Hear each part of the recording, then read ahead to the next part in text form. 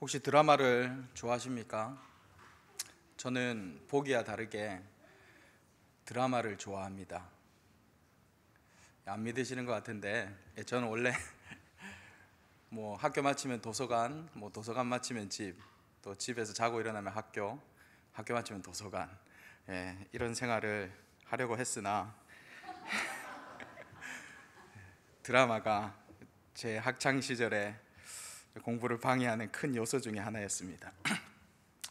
하루는 마음을 잡고 시험 기간에 3일 동안 시험을 치르는데 이틀째까지 제가 생각해도 너무 시험을 잘 친 적이 있었습니다. 하루만 더 잘 치면 정말 전교 1, 2등을 노릴 수 있겠다라는 생각에 안 가던 독서실을 끊었습니다. 학원을 마치고 9시 반 정도 돼서 독서실을 갔는데 독서실이 조용한 겁니다. 왜 이렇게 조용할까 싶어서 주변을 두리번 해보니까 휴게실에 많은 인원들이 모여 있었습니다. 그때 제가 중학교 때였는데요. 왜 이렇게 많이 모였나 싶어서 같이 있어 보니까 한 드라마가 시작되는 거였습니다. 혹시 기억하십니까? 허준이라는 드라마였습니다. 아마 거의 다 보셨을 거예요. 저도 허준을 참 잘 봤던 기억이 있습니다. 그때 처음 본 허준이 너무나도 재미가 있어서 시험 공부는 귀에 하나도 안 들어오고 머릿속에 하나도 안 들어오는 그 허준의 모습을 보고 감동받았던 기억이 있습니다. 결과적으로 보통 이틀째까지 정말 전교 1, 2등 하겠다 싶었었는데 반에서 한 10등 정도 했던 기억이 있습니다. 드라마를 참 좋아합니다. 하지만 요즘은 시간이 없어서 잘 못 보고 있습니다. 특별히 저는 사극을 좋아합니다. 좀 오래됐지만 정도전, 불멸의 이순신, 태조왕건, 혹시 이거 보신 분 있으면 고개 한번 끄덕끄덕 해주시면 돼요. 태조왕건, 허준, 상도, 전부 다 끄덕이시는 분도 있네요. 요즘에는 육룡이 나르샤 이런 그런 사극도 있더라고요.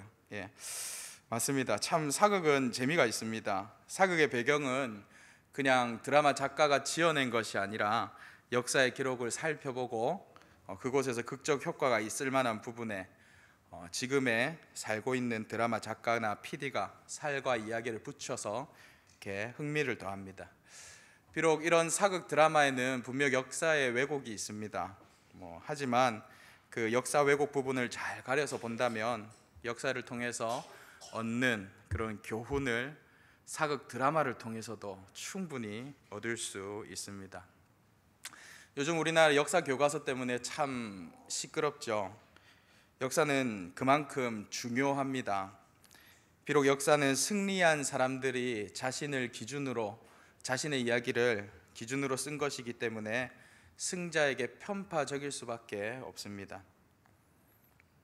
하지만 그 역사를 통해서 우리는 선조들의 삶의 정황들을 상상할 수 있습니다. 역사가 주는 교훈은 그런 편파적인 부분 외에도 다양하게 우리에게 다가오기 때문입니다. 역사는 미래의 아버지라는 그런 말이 있을 정도로 지금을 살고 있는 우리는 물론 앞으로 이 세상을 살아갈 우리의 후손들에게도 참으로 중요합니다. 역사는 반복된다는 말이 있습니다. 실제로 과거의 역사가 토시 하나 틀리지 않고 반복되는 것은 아니지만 역사의 큰 흐름 속에서 비슷한 상황들이 반복되는 경향들이 있습니다. 그래서 우리는 역사를 잘 알고 있으면 지금의 어려움이나 지금의 상황과 비슷했던 과거의 역사를 통해서 대비책을 마련하기도 하고 동일한 어려움을 겪었던 선조들의 지혜를 통해서 더 쉽고 편하게 그 어려움을 돌파하기도 합니다. 이처럼 역사는 지금을 살고 있는 우리에게 끝없이 이야기하고 있습니다. 하물며 하나님 나라의 백성들의 역사이자 하나님의 귀한 말씀인 성경 역시 믿는 우리에게 그리스도인으로 어떻게 살아야 할지 미리 알려주는 역할을 하기도 합니다. 오늘 본문 말씀은 하나님께서 엄중히 심판하시는 대상들에 대해서 나열하고 있습니다. 그리고 그 과거 역사를 통해서 초대교회 교인들에게 구체적으로 보여주고 있습니다. 뿐만 아니라 오늘날을 살고 있는 저와 여러분에게도 동일하게 이야기합니다. 총 25절밖에 안 되는 한 장으로 구성된 유다서, 이 짧은 서신의 기록 목적은 예수님이 재림하시기 전에 교회에 주어질 여러 가지 어려움, 그 문제에 대한 처방을 주기 위한 처방전과 같은 서신입니다. 구체적으로는 몸된 교회를 파괴하고 성도들의 믿음을 무너뜨려서 멸망의 자리로 이끌어 가려는 목적으로 거짓된 영적 교훈을 가르치는 거짓 교사들과 그리고 이단 세력들의 공격으로부터 교회와 성도를 보호하고자 하는 목적이 있습니다. 그 당시 대표적인 이단은 영지주의라는 이단입니다. 육은 악하고 영은 선하다는 이분법적인 철저한 헬라 사고방식으로 선한 영은 구원되었으니 또한 악한 육은 아무렇게나 살아도 상관없다라는 그런 기초적인 가르침이 또한 많이 전파된 상태였습니다. 그런 이분법적인 사고방식이 교회 안에도 들어왔습니다. 이단의 사고방식이 교회 안에 들어오는 경우도 있었고 몰래 잠입하는 경우도 있었으며, 또한 교회 안에 소속됐던 사람들이 외부에서 그것을 배워와서 또한 암적인 존재로 교회에서 자라기도 했습니다. 그러한 초대교회 사람들에게 유다서는 그렇게 살면 되지 않는다, 그렇게 살면 이러한 벌을 받는다, 너희는 이렇게 살아라, 처방을 해주고 있는 것입니다. 특별히 오늘 본문 5절에서 7절까지의 말씀은 이런 거짓 교사들, 배교자들, 이단 세력들과 교회를 회파하고 무너뜨리려고 하는 모든 세력들은 하나님의 심판을 피할 수 없다라고 경고하고 있는 겁니다. 그냥 경고하는 것이 아니라 과거 성경에서부터 나온 그 역사를 통해서, 역사적 사건을 통해서 구체적으로 이야기해 주고 있습니다. 5절 말씀입니다. 애굽에서 나와 구원을 받았지만 약속의 땅 가나안에 들어가지 못하고 광야에서 죽고 말았던 많은 이스라엘 백성들을 통해서 오늘 성경은 우리에게 교훈하고 있습니다. 출애굽한 이스라엘 백성들은 어떤 사람들이었습니까? 이 사람들만큼 하나님의 기적을 체험한 사람이 또 있겠습니까? 출애굽 이전부터 이들은 애굽에 내린 10가지 무서운 재앙들을 직접 목격한 사람들이었습니다. 출애굽 직후에는 홍해가 갈라지는 것을 눈으로 보고 그것을 두 발로 건넜던 사람들입니다. 광야를 지나는 가운데서는 마라에서 쓴물이 단물로 바뀌는 것을 체험했습니다. 하나님이 공급해 주셨던 만나와 메추라기를 먹었으며 낮에는 구름 기둥으로 밤에는 불 기둥으로 보호와 인도를 받은 사람들입니다. 반석에서 생수가 터져나와 마시는 엄청난 하나님의 역사들을 무수히 체험한 민족이 바로 출애굽 당시 이스라엘 민족입니다. 이렇게 광야 생활을 통해서 하나님의 보호하심과 수많은 기적들을 체험했지만 하나님의 약속의 말씀을 믿지 아니하여 시시때때로 원망하고 불평하고 하나님 말씀에 불순종하며 더 나아가 하나님을 향하여 반기를 들고 반역죄를 범하였던 사람들 또한 이스라엘 사람들입니다. 그래서 하나님께서는 믿음과 순종의 사람 여호수아와 갈렙을 제외하고는 출애굽 1세대들은 한 사람도 약속의 땅 가나안에 들어가지 못한 채 광야에서 죽게 되는 심판을 받았음을 오늘 본문 5절 말씀을 통해서 다시 일깨워주고 있습니다. 하나님의 엄청난 기적들을 목격하고 초자연적인 보호를 체험했던 이스라엘 백성에게 왜 이와 같은 비극적인 결과가 주어졌습니까? 오늘 본문은 그것은 바로 믿지 아니하는 불신앙 때문에라고 이야기하고 있습니다. 하나님의 구원의 능력과 하나님의 약속의 말씀을 믿지 아니하는 불신앙 때문에 결국 타락한 인간의 왜곡되고 삐뚤어진 생각을 앞세우다가 약속의 땅에 들어가지 못하는 벌을 받게 된 것입니다. 이 역사는 우리에게 어떤 교훈을 알려주고 있습니까? 불신앙이 가져다주는 결과가 얼마나 비극적인가 하는 체험을 하는 것을 가르쳐주고 있습니다. 외적으로는 하나님의 은혜를 체험했다고 그렇게 말하면서 불신앙으로 인해서 계속 불순종의 자리에 나아가게 되면 하나님의 심판을 받을 수밖에 없다고 성경은 이야기해 주고 있습니다. 우리의 신앙생활을 되돌아보면 여러 가지 체험들이 있습니다. 도저히 내 힘으로 할 수 없는 그런 사건 가운데 하나님의 전적인 도우심으로 일어나는 경우들이 있습니다. 누군가는 방언을 하기도 하고 누군가는 신유의 은사를 체험하기도 합니다. 누군가는 통변을 하기도 하고 누군가는 말로 표현할 수 없는 하나님의 임재를 경험하기도 합니다. 그렇다면 그것을 경험했다면 삶도 달라져야 할 터인데 내 믿음과 신앙과 삶은 변함없는 우리의 모습 혹 발견하고 있지는 않습니까? 홍해가 갈라지고 쓴물이 단물되고 구름 기둥과 불 기둥으로 나를 보호하는 여호와 하나님을 경험했음에도 불구하고 그 하나님께 전적으로 순종하지 않고 불신앙했던 이스라엘 민족과 하나님의 수많은 은혜를 이미 경험했음에도 불구하고 아직까지 주님께 순종치 아니하는 나의 믿음이 비슷하지는 않습니까? 오늘 성경은 그들에게 심판이 올 것이다라고 말씀하고 있습니다. 또한 6절에서는 처소를 떠난 천사를 언급합니다. 그들은 흑암에 결박했다고 말씀하고 있습니다.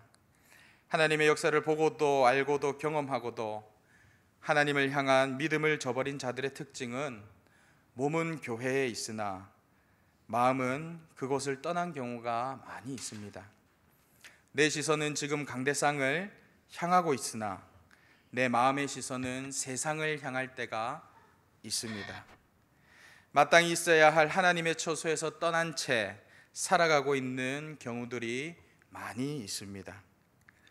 초대교회 안에서도 이러한 일들이 성행했습니다. 지난주 나누었던 계시록의 그런 7교회 중에 하나 사대교회와 비슷한 내용들도 많이 있었습니다. 내 몸의 처소와 내 마음의 처소가 분리되어 살아가지는 않습니까?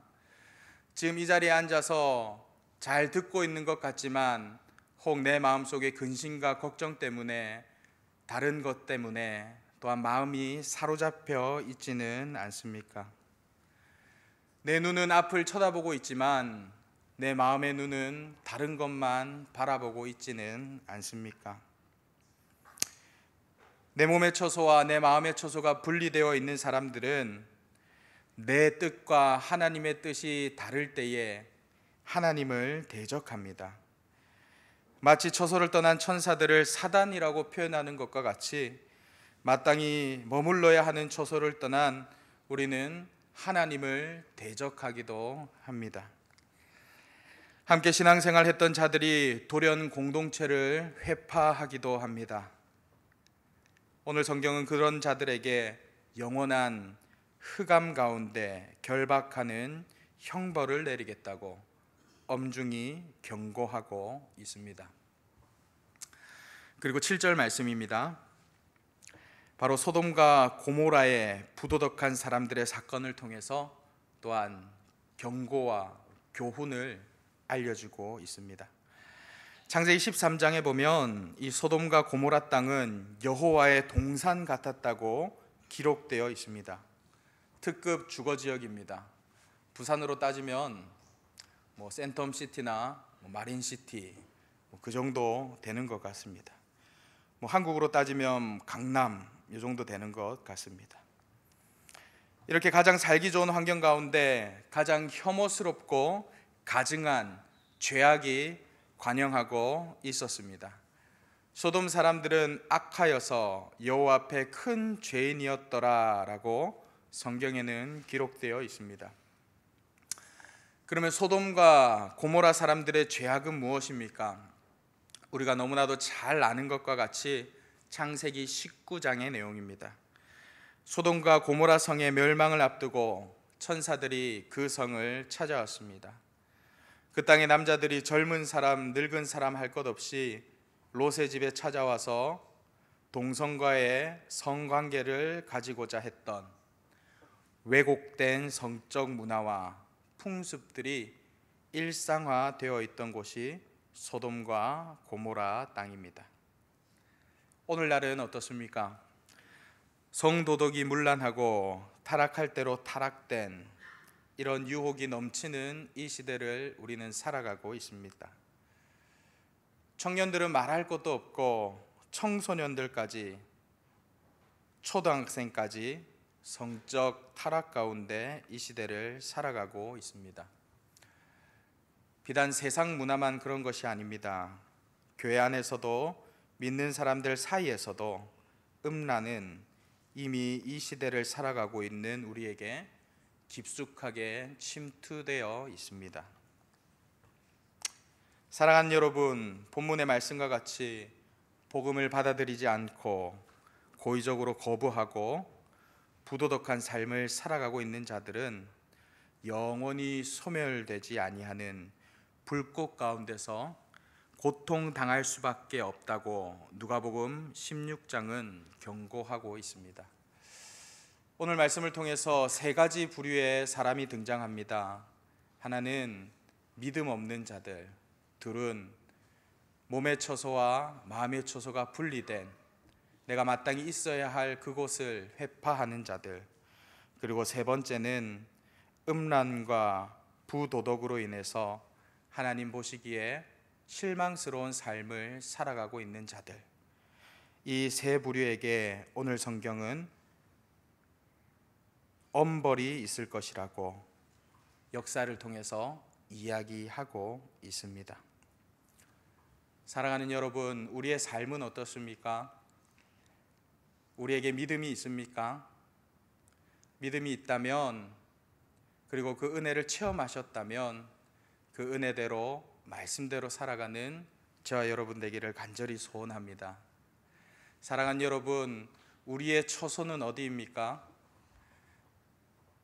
혹 예배 자리에서 믿음 생활하면서 말씀대로 살아가리라 결단하지만 내가 그렇게 살지 못하고 다른 것에 시선을 돌리고 다른 처소로 나아가는 그런 상황 가운데 있다면 주님께로 속히 돌아오시기 바랍니다.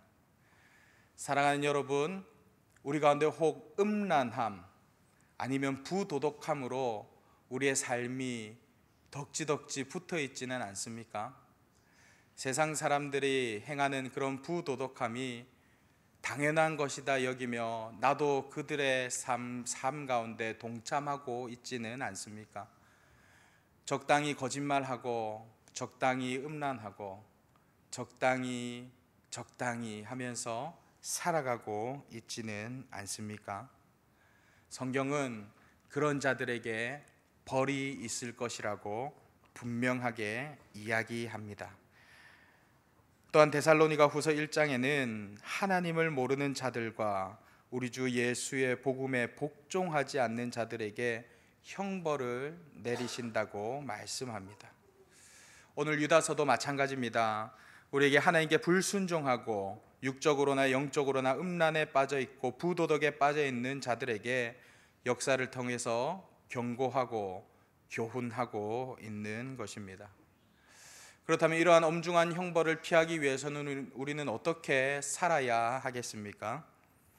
히브리서 10장 37절에서 39절 말씀입니다.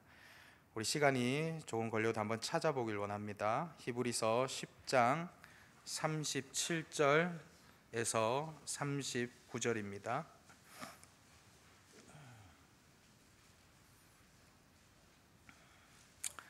히브리서 10장 37, 38, 39절입니다. 우리 한 목소리로 함께 읽겠습니다. 시작. 지체하지 아니하시리라. 나의 의는 믿음으로 말미암아 살리라. 또한 뒤로 물러가면 내 마음이 그를 기뻐하지 아니하리라 하셨느니라. 우리는 뒤로 물러가 멸망할 자가 아니요 오직 영혼을 구원함에 이르는 믿음을 가진 자니라. 아멘. 사랑하는 여러분, 이 말씀대로 살아가는 저와 여러분 되기를 소원합니다. 불신앙과 교만과 왜곡된 정욕의 자리에 빠지는 것이 아니라, 또한 하나님의 은혜를 체험했음에도 불구하고 뒤로 물러가는 그런 불신앙의 자리에 있는 것이 아니라, 주님 다시 오시는 그날을 기다리며 대망하며 하나님 말씀 위에 굳게 서서 믿음으로 승리하는 저와 여러분 되기를 간절히 소원합니다. 오늘 본문을 기록한 유다는 잘못된 교훈을 가르치고 인간의 잘못된 생각으로 신앙 공동체를 무너뜨리려고 하는 사람들이 가지고 있는 이 특징에 대해서 열거하고 있습니다. 그리고 그 특징에 대해서 열거하면서 끝나는 것이 아니라 너희도 조심해라 라고 경고하고 있습니다. 불신앙과 교만과 왜곡된 정욕에 사로잡혀 살아가는 삶, 혹 그것이 내 삶의 모습이라면 오늘 이 엄중한 경고, 이 경고와 교훈을 받아들여서 즉시 주님께로 다시 돌아오는 저와 여러분 되기를 간절히 소원합니다.